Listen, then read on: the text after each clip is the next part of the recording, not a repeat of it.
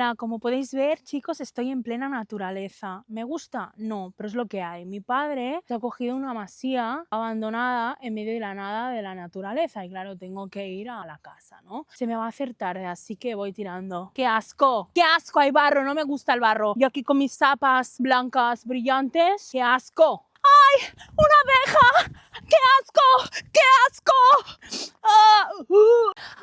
Ay, es que me pica todo, chicos. Ay, Dios mío, no me gusta nada la naturaleza. Nunca más voy a volver a la casa de mi papá. Nunca más. ¡Qué asco! Tanto arbusto.